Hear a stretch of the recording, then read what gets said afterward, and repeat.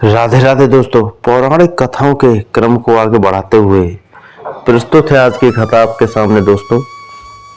कि आपने सुना होगा महिषासुर महिषासुर को जो माता शक्ति ने जिनका वध किया था वो कौन था, कैसे पैदा हुआ और उसने क्या किया था जिससे देवता नाराज हो गए और उसका वध करना पड़ा। तो दोस्तों आज की कथा हमारी इसी के ऊपर है, कृपया ध्यान से सुनें और कथा का आनंद उठाएं। तो चलिए दोस्तों सुनते हैं कथा। महिषासुर ब्रह्म ऋषि कश्यप और धनु का पोता और असुरों के राजा रंभ का पुत्र था, जिसे रंभासुर भी कहते हैं। महिषासुर के पिता रंभ असुरों के राजा थे। एक बार असुरों के राजा रंभ को एक अप्सरा महिषी से प्रेम हुआ। उसने उससे विवाह किया। महिषी को एक भैंस बनने का श्राप था, इसलिए जब रंभ और महिषी के संयोग से पुत्र उत्पन्न हुआ तो उसका नाम महिषासुर पड़ा। महिषासुर को अपने माता पिता से कई शक्तियां प्राप्त हुईं। उसके पास एक खास शक्ति थी जिससे वह कभी भी इंसान या फिर भैंसे से इंसान बन सकता था। यानी आप अपने शब्दों में समझें तो उसे इच्छाधारी भैंसा भी कह सकते हैं। महिषासुर बड़ा होकर अत्यंत शक्तिशाली असुर बना और असुरों का राजा भी बन गया। अब वह ना केवल पाताल लोक में अपितु स्वर्ग लोक सहित तीनों लोक का राजा बनना चाहता था, लेकिन इंद्रदेव का सामना करना उसके लिए उतना भी सरल नहीं था। देवता अत्यंत शक्तिशाली थे। महिषासुर सृष्टिकर्ता ब्रह्मा का महान भक्त था। देवताओं से अधिक शक्तिशाली बनने के लिए महिषासुर ने कठोर तप किया और ब्रह्मा जी को प्रसन्न कर लिया। तब ब्रह्मा जी प्रकट हुए और उससे वरदान मांगने के लिए कहा, तो उसने अमर होने का वरदान मांगा। ब्रह्मा जी ने उससे कहा, यह वरदान देना संभव नहीं, क्योंकि अमरत्व का वरदान बहुत विशेष परिस्थितियों में और विशेष विभूतियों को दिया जाता है। जब ब्रह्मा जी ने महिषासुर को अन्य वरदान मांगने को कहा तो महिषासुर ने कहा, प्रभु फिर मुझे ऐसा वरदान दीजिए कि कोई भी देव अथवा पुरुष मेरा वध ना कर सके।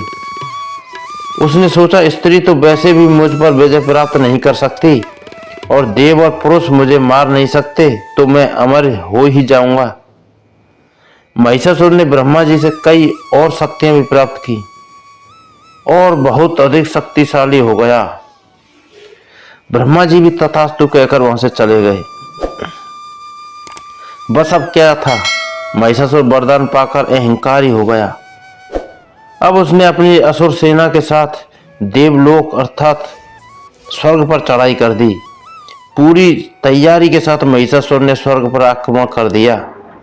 स्वर्ग के राजा देवराज इंद्र इस युद्ध के लिए पूरी तरह तैयार न थे। इंद्र ने अपना वज्र चलाया, लेकिन महिषासुर तब तक बहुत शक्तिशाली हो चुका था। नतीजा यह रहा कि असुरों की विशाल सेना ने देवताओं की सेना को हरा दिया और देवताओं को स्वर्ग खाली करके वहां से भागना पड़ा। महिषासुर स्वर्ग का राजा बन गया। जिसने भी इसका विरोध किया उसकी हत्या हुई। महिषासुर ने कई स्त्रियों पर भी अत्याचार किया। अब देवताओं के पास त्रिदेव से सहायता लेने के अतिरिक्त कोई विकल्प नहीं बचा। ब्रह्मा जी तो अपने भक्त महिषासुर को नहीं मारते। अब देवता भगवान विष्णु की शरण में चले गए। नारायण देवताओं को अपने साथ लेकर कैलाश आ गए, क्योंकि भगवान शिव ही है जिनकी भक्ति देवता और असुर दोनों करते हैं। कहा जाता है कि विष्णु जी ने महिषासुर से युद्ध करके उसे हरा दिया था, लेकिन ब्रह्मदेव के वरदान का मान रखने के लिए उन्होंने महिषासुर को जीवित छोड़ दिया। अब केवल महादेव ही थे जिन्हें अगर क्रोध आ जाए तो वे ब्रह्मा जी के वरदान के बारे में ना सोचते हुए महिषासुर का वध कर देते। देवताओं को महादेव से उम्मीदें थी, लेकिन उन्होंने महिषासुर का वध करने से मना कर दिया। अब ब्रह्मा जी, विष्णु जी और शिव जी तीनों महिषासुर का वध करने से मना कर चुके थे। देवता बहुत दुखी हुए और कैलाश से पृथ्वी की ओर चले गए।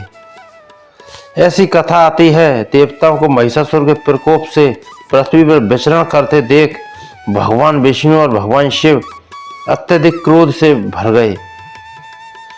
इसी समय ब्रह्मा विष्णु और शिव के मुंह से क्रोध के कारण एक महान तेज प्रकट हुआ। अन्य देवताओं के शरीर से भी एक तेजों में शक्ति मिलकर उस तेज से एकाकार हो गई। यह तेजों में शक्ति एक पहाड़ के समान थी। उसकी ज्वालाएं दसों दिशाओं में व्याप्त होने लगी।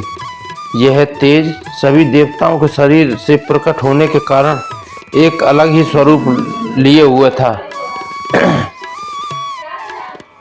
इन देवी की उत्पत्ति महिषासुर के अंत के लिए हुई थी, इसलिए इन्होंने महिषासुर मर्दिनी कहा जाता है। समस्त देवताओं के तेज पुंज से प्रकट हुए देवी को देखकर पीड़ित देवताओं की प्रसन्नता का ठिकाना नहीं रहा।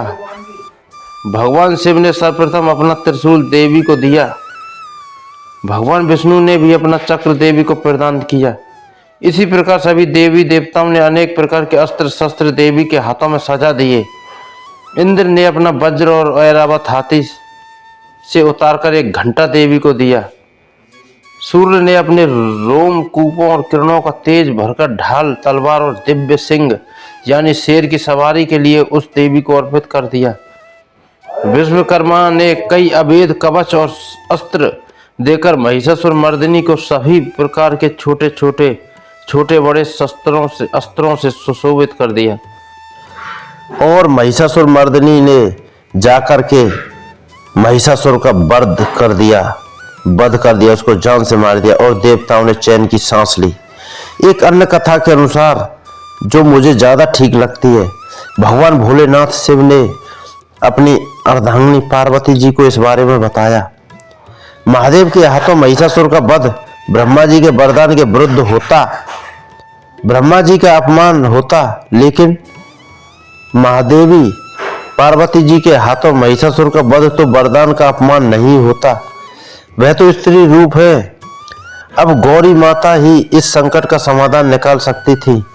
देवताओं की दशा देख माँ जगत जननी जगदम्बा भवानी इतने क्रोध में आ गई, उनके शरीर से ज्वालामुखी जैसा तेज निकलने लगा और देखते ही देखते अष्टभुजा वाली माँ दुर्गा बन सिंह पर सवार हो गई। आदि शक्ति को सभी देवताओं ने अपने शस्त्र दिए। स्वयं महादेव ने उन्हें त्रिशूल दिया। महादेव द्वारा महिषासुर का वध नियम विरुद्ध होता, लेकिन ऐसा तो बिल्कुल नहीं था कि महादेव के त्रिशूल द्वारा महिषासुर का वध नियम विरुद्ध हो। अब पार्वती जी ने कैलाश से प्रस्थान किया।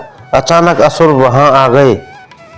उन्होंने महिषासुर को पार्वती जी के बारे में बताया। थोड़ी देर बाद महिषासुर ने देखा कि एक विशालकाय रूपवान स्त्री उनके अनेक भुजाओं वाली और अस्त्र शस्त्र से सज्जित होकर शेर पर बैठकर अट्टहास कर रही है।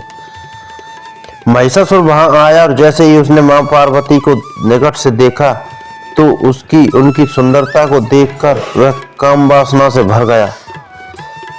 उसने पार्वती जी से कहा, हे सुंदर स्त्री, तुम्हें देखने के पश्चात मैंने तुमसे विवाह करने का मन बना लिया है।